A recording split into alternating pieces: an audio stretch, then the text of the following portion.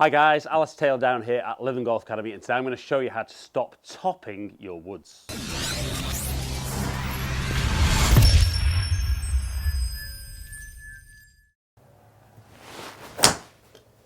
Right then guys, so we've all hit that shot, haven't we? That one where perhaps we've hit a great drive, maybe going to reach that long par 4 for the first time ever, or maybe get on that par 5 for the first time ever in 2 shots. We hit the top of the ball, we hit it back 2 yards carry, and it just rolls out nowhere. The disappointment's huge. So in today's video, I'm going to show you a really simple way how we're going to stop topping your fairway woods. Hybrids as well this will work for, but stop topping your woods. We're going to learn how to strike the ball better, hit the ball higher, hit it further, and just take your fairway wood game to a whole new level.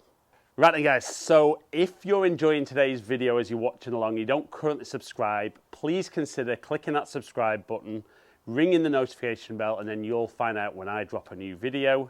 But for now, let's get on with how to stop topping your woods. Right then guys, so like we said at the start of the video, the idea today is to get you to stop topping your woods. This will also work with your hybrids as well. So I've got the TaylorMade Sim Max, the Rocket 3, so it's a strong lofted 3 wood. So this is really where I see guys struggle. Not a lot of loft in the hand, and I think the basic concept of what they're trying to do creates a really poor contact with the golf ball. So particularly this is about when the golf ball's on the floor as well. So when I've got the golf ball down there and I put the club behind the golf ball, straight away there doesn't look a lot of loft there. So in a lot of golfers' heads, they look down at that and think, how am I going to get that ball up in the air? And it's a really, really common theme. I see it a lot with guys, is that they generally make a pretty decent golf swing, but they try and help the ball in the air. And what actually happens is the lowest point of their golf swing is actually behind the golf ball. The club is then traveling back up by the time it gets to the golf ball, and they actually hit the ball either off the bottom of the club or very, very low on the club face. Now, obviously if you hit halfway up the ball or the top of the ball, there's no chance of it going in the air. But even when you strike it very, very low on the club face, because the woods, the faces are slightly curved, so this has got 14 degrees of loft in the middle of the club face. But as I go lower down the face, it's got less and less loft on it. So it's always going to make that ball launch really, really low. So a lot of the time, even when guys strike it what they feel is decently, they don't get any height. They might not top it, but it almost goes along the floor anyway. So that big challenge is as they feel like they're trying to help the ball in the air, they're actually presenting almost no loft. They're getting the low point of the golf swing in the wrong place, and they just can't get the ball up in the air and go in any distance. So for me, it's understanding a couple of things. We're looking very like with an iron to get the lowest point of our golf swing after the golf ball, and we're also looking to try and move, if we can, that contact point up the club face. So I'm going to hit another kind of shot how I would generally see guys hit a fairway wood.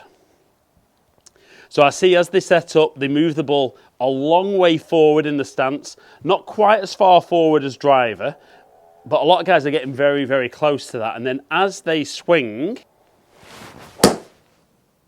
we'll see that ball rolled along the floor, kind of very, very low strike on the club face, only launching at 1.7 degrees. And actually there, probably better than I see with a lot of guys, my low point was directly under the golf ball. Right, so we need to improve low point and we need to improve contact point on the club face. So we're going to change a little bit of setup. I'm not going to get the ball quite as far forward as I would normally do. So I'm going to move the ball maybe an inch further back. But I'm also going to have that thought in my golf swing that instead of trying to present as much loft as possible with the fairway wood, I'm actually going to try and almost feel like I lean the club forward, which a lot of guys will talk about. I want to get the ball in the air, that's going to de-loft the club. But what it's going to do is by striking higher up the club face, it's actually going to add loft to the golf ball. So it's actually really, really going to help launch the ball higher. So we're going to have the ball a little bit further back, and we're going to try and feel like we get the club to lean forward a little bit more at impact. So if you want, you can set yourself up, change that ball position, and almost kind of rehearse where you're going to feel that strike. And I can see straight away as I move the club forward, I can see how at address, the ball would definitely be lower half of the club face. And as I get the club leaning forward, I can see how that strike would move up the club face. So the key is that I've got the idea now. Now can I replicate that feeling and maybe make it feel a little bit more like my iron swing? So we're going to set up, ball position slightly further back, and then try and keep that shaft leaning forward. And I've absolutely ripped that one. So we can see a nice straight shot, 234 yards carry, 271 total. I've managed to get my low point 1.1 inches after the golf ball. Strike points above centre, so still launching at 12.1, even though, because I've struck slightly higher on the club face, I've managed to maintain some extra loft. So the first thing, like I said, is about changing that concept. We're not looking to try and add loft and help the ball in the air. And I think a lot of guys move the ball forward and feel like they're trying to sweep it or even hit up on the ball.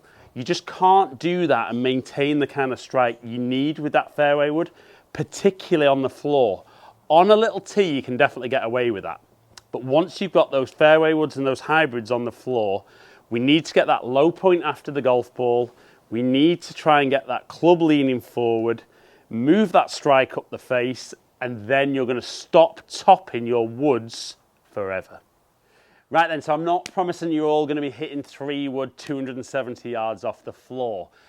But if we can do those couple of simple little things in there, we're really, really going to transform the way you hit your woods and also your hybrids. So one little simple setup change and really a changing concept of how you're going to deliver the fairway wood. We're going to improve that strike and really stop topping those woods, but really start flushing them and getting some really good distances. So I hope you've enjoyed today's video. If you have, like and share it. Comment below, I'll get back to as many people as possible. Let me know, have you been down to the course or the range, put this straight into practice, and have you seen an improvement with your woods? As ever guys, if you've enjoyed today's video, click the subscribe button, ring the notification bell, make sure you get my videos as soon as they drop. If there is something particular you'd like to see me cover, let me know, comment below. I'm here to help you with your golf game, and I'll try and get as many of those videos covered as I can. Follow me on all my other social media platforms, all under Ali Taylor Golf. Hopefully catch up with some of you guys down here soon. Stay in contact.